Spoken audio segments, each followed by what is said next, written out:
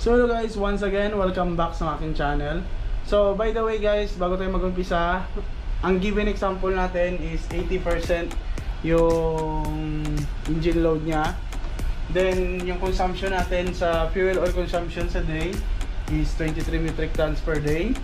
So halimbawa meron tayong 80% load, kukunin natin yung kilowatt niya. So para magiging engine power.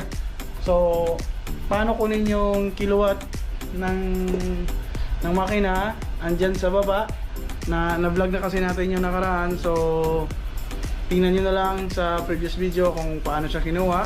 So halimbawa itong engine power natin is equals to PE nya is equals, so yung PE nya is equals to 7584 kilowatt. So meron na tayong fuel oil consumption na 23 metric tons. Tapos times mo sa 1 million grams.